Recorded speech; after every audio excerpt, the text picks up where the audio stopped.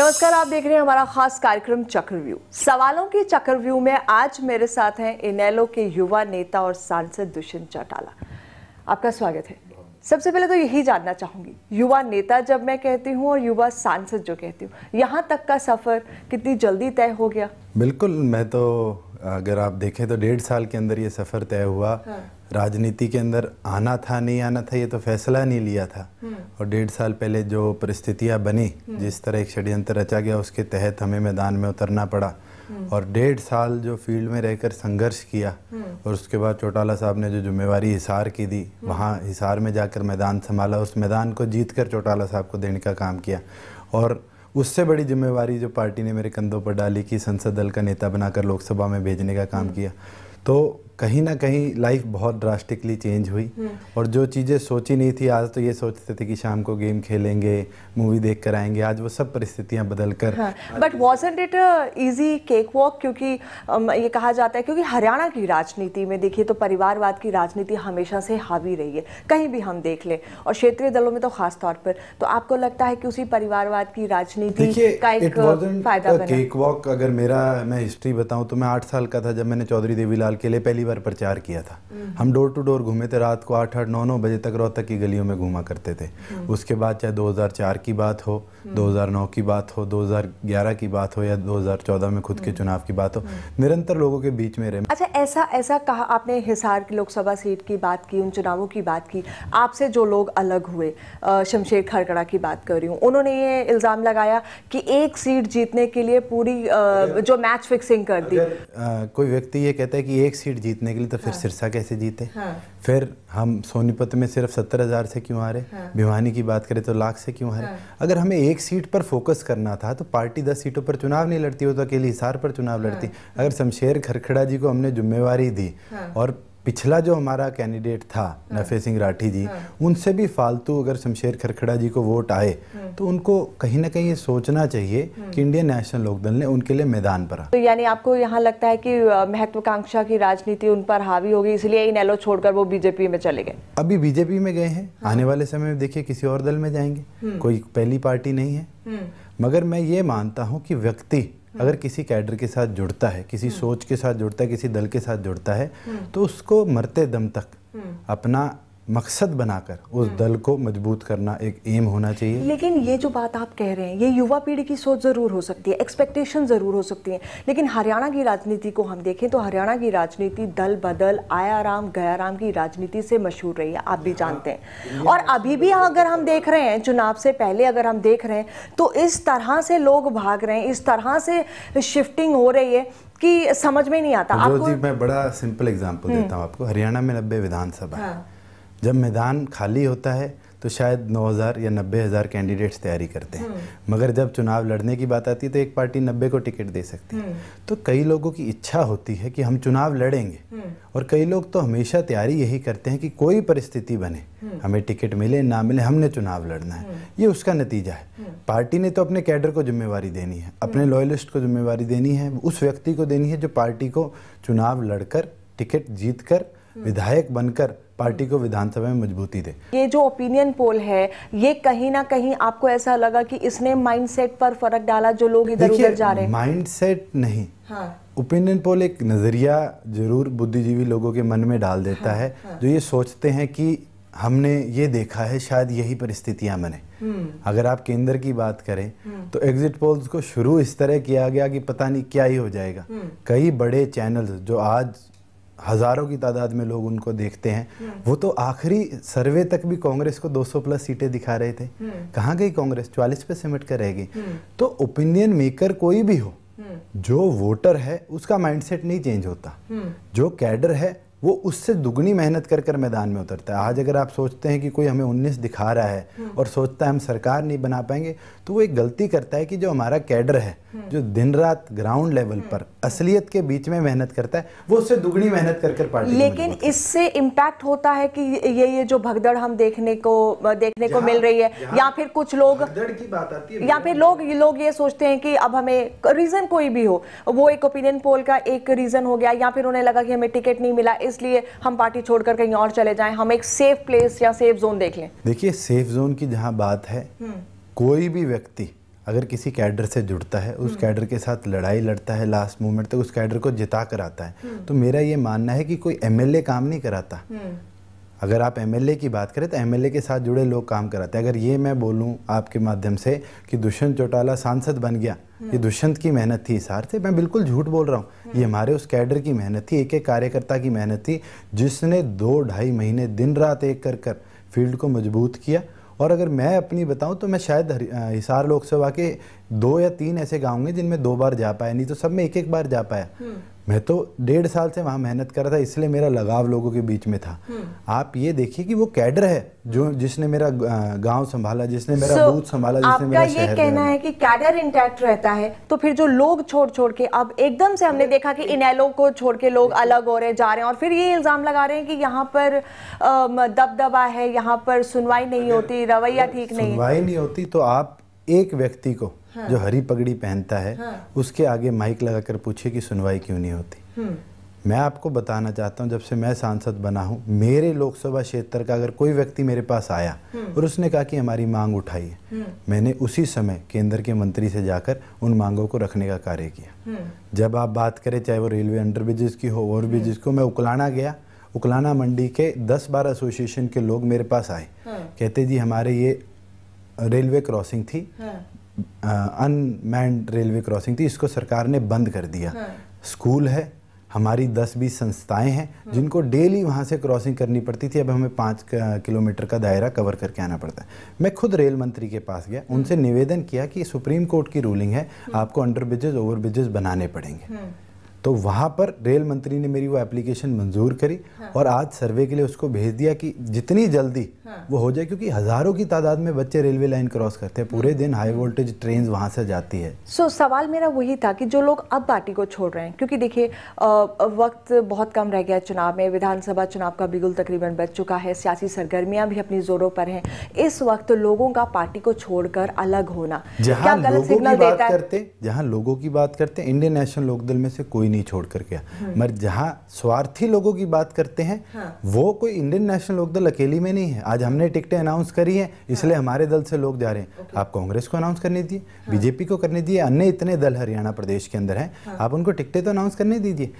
एक सीट पर आप एक कैंडिडेट उतार सकते हैं। आज हर पार्टी सोचती है जो आ रहा है उसको ले लो, मगर आप 20-20 कैंडिडेट तो नहीं एक सीट पर रखेंगे। जब आपने एक को टिकट दी, वो बचे 19 जाएंगे कहाँ? लेकिन अभय चौटाला का ये बयान आया जब कि हमें किसी के जाने से फर्क नहीं पड़ता, इस तरह की बातें कांग्रेस के लोग भी कहते रहे जब वो बड़े लोग उनसे अलग हुए कि किसी के जाने से हमें कोई फर्क नहीं पड़ता। लेकिन फिर लोग ऐसे भी हैं उन्हीं पार्टियों के जो ये मानते हैं कि कोई भी जाता है फर्क जरूर पड़ता है। देखिए, आप ये नहीं बोल सकते कि बिल्कुल फर्क नहीं पड़ता। चाहे वो एक व्यक्ति जाता है तो एक वोट का तो फर्क पड़ता है। और मेरा ये मानना है कि हमारा प्रयास रहा कि कोई भी अगर ऐसा सोचता है कि हम दल छोड़कर किसी और दल की टिकट लेकर चुनाव लड़ेंगे, तो हमने उसको रोका नहीं, क्योंकि वो अपने स्वार्थ के लिए जा रहा है। मगर कोई ऐसा कैडर का व्यक्ति हो जो ये सोचता हो कि नहीं वहाँ मेरे को टिकट नहीं मिलेगी, मगर मैं पार्टी छोड़ता हूँ, तो हमने उससे ज़रूर बातचीत करी।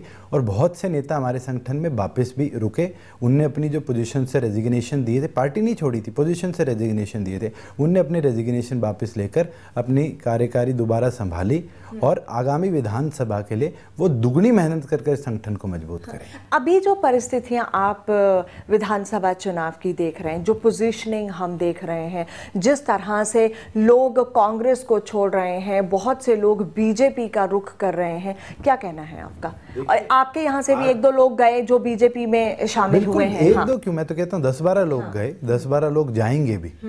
मगर बीजेपी की जहाँ बात करें, आज बीजेपी 0 है। अगर आप बात करें तो जो उनने 8 सांसद उतारे थे, 5 कांग्रेसी थे, ये पूरा हरियाणा जानता है, पूरा देश जानता है। उनमें से आज 4 जीत कर भी बैठे हैं। मगर जब विधानसभा की बात आएगी और उन लोगों की बात आएगी, तो आप देखिएगा जो हमें छोड़कर गए हैं उनको क्या वही सम्मान बीजेपी दे पाएगी? अगर आप सम्मान मान की बात करते हैं, देखिए एक व्यक्ति अगर अपनी जिंदगी में कोई लक्ष्य रखता है तो वो मान सम्मान का रखता है। चुनाव लड़ना, हारना, जीतना, तो परिस्थितियां क्रिएट होती है। जहां मान सम्मान की बात आती है, इंडियन नेशनल लोकदल पार्टी का एक एक कार्यकर्ता ये जानता है कि हरियाणा में अगर कोई दल मान सम्मान दे सकता है तो इंडियन नेशनल लोकदल दे सकता है। तो फिर जिस तरह से मैंने कहा कि कांग्रेस से बहुत लोग अलग होकर आपने कहा कि गए हैं, और भी लोग जा सकते हैं, आपके यहाँ से भी जा सकते हैं, depending on their own personal aspirations.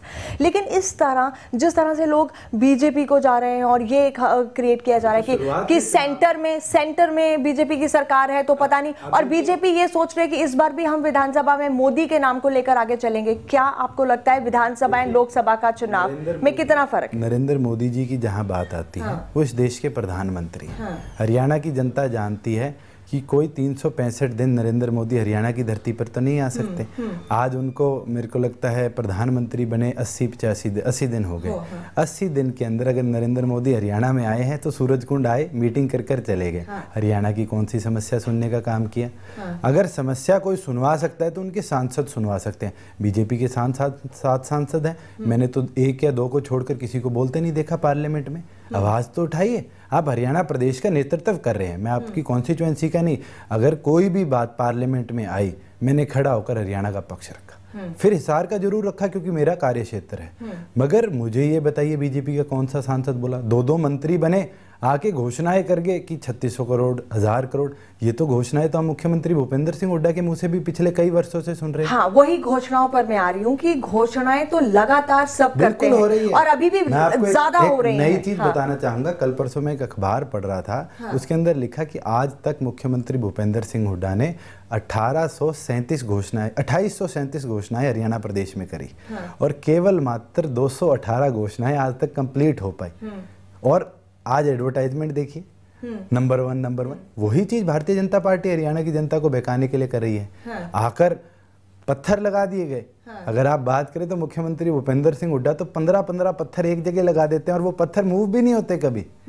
मगर इससे प्रदेश विकास नहीं करेगा। प्रदेश की नब्ज समझने वाला व्यक्ति प्रदेश को आगे ले जा सकता है। मुख्यमंत्री के हरियाणा में कांग्रेस की सरकार थी, केंद्र में कांग्रेस की सरकार, 9 साल इनने मिलजुल कर देश प्रदेश पर राज किया। मुझे बताइए 9 सालों के अंदर हरियाणा प्रदेश के लिए क्या विशेष लाने का काम किया? हरियाणा की जनता जानती है, जब चौधरी ओम प्रकाश चौटाला जी प्रदेश के मुख्यमंत्री थे, अटल बिहारी वाजपेयी जी से 28,000 करोड़ का स्पेशल पैकेज हरियाणा प्रदेश के लिए लेकर आए थे। लेकिन आपको ऐसा नहीं लगता बेसिक चीजें जो हम बात करें, अगर हम मुद्दों की बात करें, अभी भी सभी कह रहे हैं हरियाणा नंबर 1 की बात कांग्रेस ये कहती है, हम विकास के मुद्दे को लेकर आगे चल रहे हैं। वही मैं जानना चाहती हूं। सुरक्षा की बात करें, पिछले साल 2013 का नेशनल क्राइम ब्यूरो का रिकॉर्ड बताता है कि हमारे प्रदेश में 971 रेप केसेस रजिस्टर्ड हुए। अगर मैं थेफ्ट के मामले बताऊं तो 18,300 से ऊपर थेफ्ट के मुकदमे हमारे प्रदेश में दर्ज हुए। कहां नंबर 1 है? सिर्फ नंबर 1 है तो सीएलयू बदलने में है। 73,000 एकड़ जमीन की सीएलयू बदल दी गई। करोड़ों का कर्ज आज हमारे प्रदेश में जरूर नंबर 1 है। अगर पूरे देश की बात करें, हम नंबर 1 किसी चीज में नहीं है। जरूर एडवर्टाइजमेंट चलाई जाती है कि इतने 100 नए स्टेडियम बना दिए गए। रोहतक के स्टेडियम को छोड़कर मुझे बताइए हरियाणा प्रदेश में कोई इंटरनेशनल स्टैंडर्ड का स्टेडियम बनाया गया? मैं बात करती हूँ, जब हमने देखा लोकसभा का चुनाव हुआ, सिर्फ एक व्यक्ति के नाम का वो चुनाव बनकर रह गया। लेकिन मेरे को हरियाणा में व्यक्ति तो बताइए।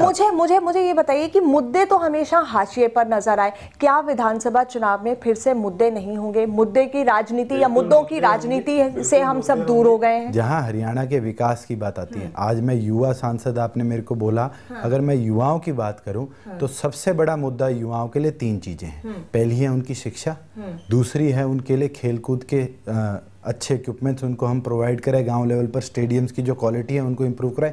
तीसरा है रोजगार। आज गुड़गांव जैसे बड़े आईटी हब के अंदर हरियाणा के केवल मात्र 8% बच्चे नौकरी करते हैं। क्या हमारी शिक्षा इतनी गिरी है कि हम अपने बच्चों को रोजगार नहीं दिला सकते? या दूसरी ओर पर अगर बात करें तो इसका मतलब हमारी पॉलिसीज जो हैं, जो एजुकेशन पॉलिसी स्टेट की हैं, उनको रीडेवलप नहीं किया गया। क्योंकि आज भी अगर ऑनलाइन जाकर हम हरियाणा एजुकेशन बोर्ड की जो पॉलिसी है उसको देखें तो 2003 की चौटाला साहब की बनाई हुई है। टेक्नोलॉजी तो 11 साल आगे आ गई, मगर आप आज भी 2003 की पॉलिसी पे रहते हैं। या वो पॉलिसी ऐसी बनाई गई थी कि मुख्यमंत्री उसको बदल ही नहीं पाए और उसको अपग्रेड भी नहीं कर पाए। आज अगर भिवानी बोर्ड की बात करूं तो 52 स्कूल तो भिवानी जिले में ऐसे थे जिसमें 10th और 12th में एक बच्चा पास नहीं हुआ। रिजल्ट बहुत जीरो रहा है। और ऐसे बहुत से स्कूल हैं जहां पर टीचर नहीं है या फिर बेसिक जो सुविधाएं हैं वो उचाना हल्के में झील गांव है। झील के अंदर मैंने एक दिन चुनाव प्रचार के दौरान स्कूल में जाने का काम किया। जब मैं स्कूल में गया तो मैंने बच्चों से पूछा कितने अध्यापक हैं, कहते जी 3 अध्यापक हैं। मैं कहा तीनों है कहाँ, कहते जी रोहतक के हैं, बहुत कम आते हैं। अब ये जवाब तो बच्चे मुझे देते हैं। मैंने डीओ को फ़ोन किया, डीओ ने उन तीनों को सस्पेंड किया। बाद में पता चला कि 2 महीने बाद रोहतक से सिफारिश लगकर उनको रिज्यूम करा दिया गया और उनका स्कूल बदल दिया गया कि हम उनको ट्रेस ना कर पाए। आज ये हालत हमारे प्रदेश की है जहां बच्चों की क्वांटिटी देखकर टीचरों की अलॉटमेंट करी जाती है। लेकिन घोषणाओं की हम बात कर रहे थे, घोषणाएं अभी भी लगातार हो रही हैं क्योंकि कोड ऑफ कंडक्ट नहीं लगा। अभी भी हम देखें तो सीएम मुख्यमंत्री हुड्डा लगातार घोषणाएं कर रहे हैं। घोषणाएं कितनी भी कर दो, खजाने में पैसा तो होना चाहिए उनको इम्प्लीमेंट करने के लिए। आज हम 75,000 करोड़ के कर्ज में डूबे हुए हैं। प्रति एक माह 1,000 करोड़ रुपया लोन लेते हैं कि हमारे कर्मचारियों को हम तनख्वाह दे पाए। आज इस परिस्थिति में आप क्या सोचते हैं कि हरियाणा प्रोग्रेस करेगा? अगर मैं मेरी बात करूं, मैं हरियाणा में खड़े हर भाई बहन को इतना सक्षम देखना चाहता हूं कि वो मेरी तरह सक्षम हो, जिसने एटलीस्ट बैचलर्स तक की डिग्री खत्म करी हो, विदेश ना जा पाए मगर प्रदेश में क्वालिटी लेवल की डिग्री। जब इनेलो की सरकार रही, ऐसा नहीं है कि इनेलो की सरकार हरियाणा में नहीं रही है, तब और अब में हम क्या देखें, तब भी लोग यही कहते हैं कि हम सुविधाओं से वंचित रहे। अगर आप हरियाणा की बात करें, मुझे बताइए 2000-2005 तक जितना इंफ्रास्ट्रक्चर था प्रदेश का, क्या वो डेवलप नहीं हुआ था? स्कूल्स की बात थी, हर स्कूल को अपग्रेड किया गया था। चौटाला साहब गांव लेवल पर जाकर सरकार आपके द्वार कार्यक्रम लगाते थे, जिसके तहत डिप्टी कमिश्नर को, सुपरिटेंडेंट ऑफ पुलिस को गांव में बिठाकर लोगों की समस्या सुलझाने पर मजबूर किया जाता था। आप बताइए पिछले 10 सालों में कभी मुख्यमंत्री ने ऐसा कोई आवेदन किया जिसके तहत लोगों के बीच में बैठकर उनकी समस्या सुनने का कार्य किया हो?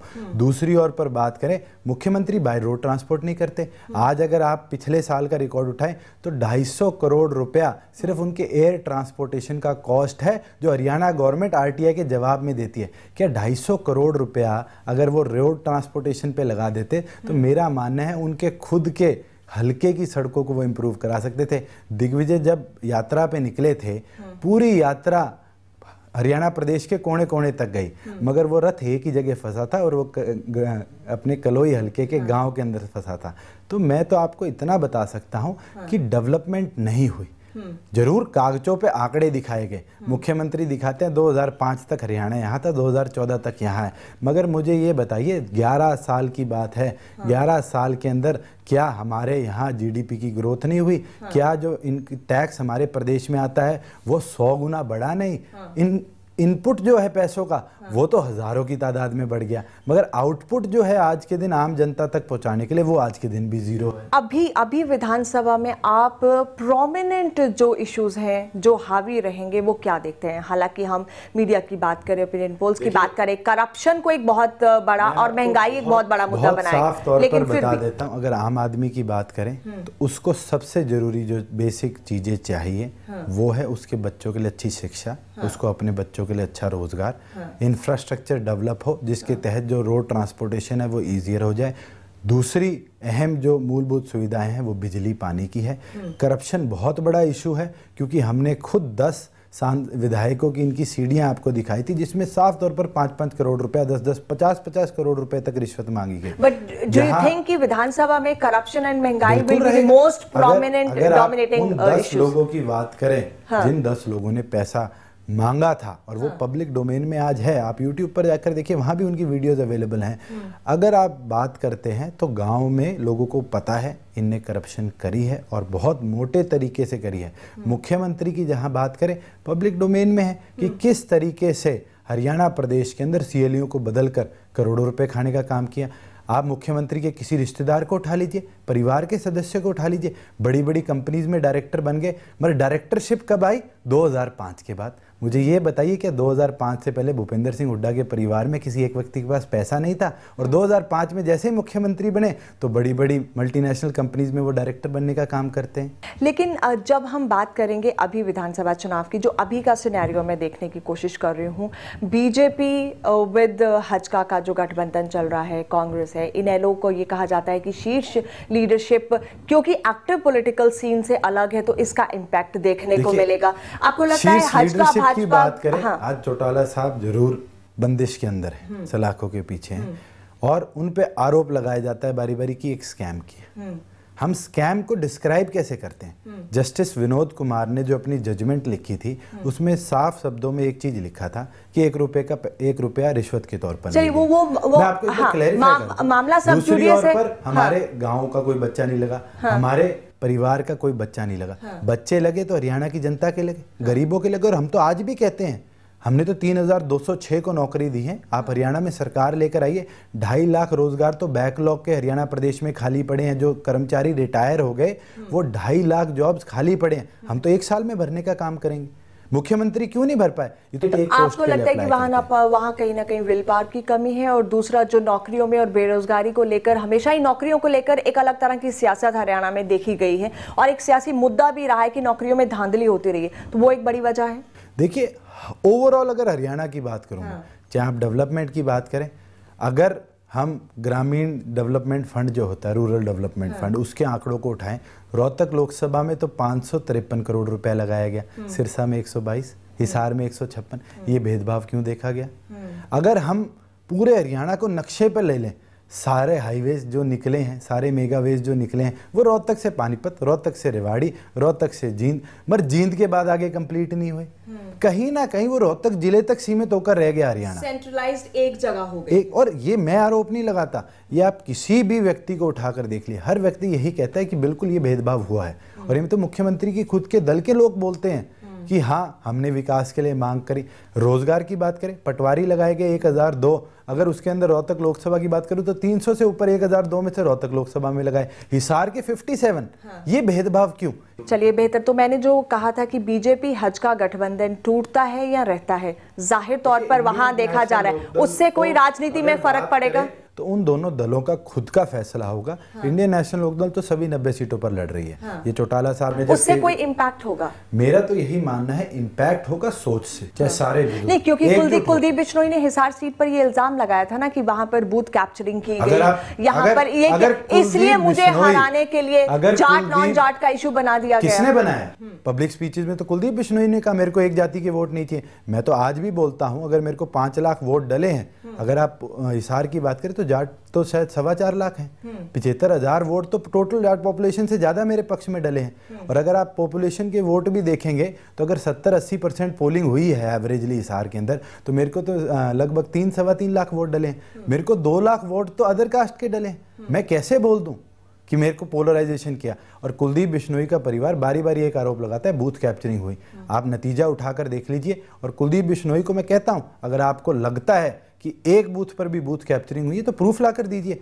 तो कुलदीप बिश्नोई जी सिर्फ बौखलाहट में आरोप लगा रहे हैं, वो घबराए हुए हैं आज के दिन, क्योंकि हमने चैलेंज स्वीकार किया और हमने कहा कि आपको आदमपुर से भी शय दिलाएंगे, और आप अगर दम भरते हैं तो अपने गांव में सरपंची भी लड़िएगा, वहां भी आपको हरा कर छोड़ेंगे। चलिए बेहतर, तो अभी बतौर सांसद आप आने वाले वक्त में अपने लिए क्या देखते हैं? देखिए, जहाँ मेरे को जो नेतृत्व हिसार की जनता ने दी है, मेरा यही प्रयास रहेगा कि जो काउंटर मैग्नेटिक सिटी हिसार को बनाने था, या अब मोदी जी की बात करें तो वो 100 सुपर सिटीज़ की बात करते हैं, मैं हिसार को उसके अंदर लेकर आऊँगा, क्योंकि हम इंफ्रास्ट्रक्चर वाइज डेवलप्ड हैं। हमारे वहाँ पर 3 यूनिवर्सिटीज़ हैं आज के दिन पर, चाहे वो वेटनरी हो, चाहे एग्रीकल्चर हो, चाहे साइंस एंड टेक्नोलॉजी हो। मेरा यही प्रयास रहेगा हॉर्टिकल्चर यूनिवर्सिटी को भी मैं हिसार की धरती पर लेकर आऊँ।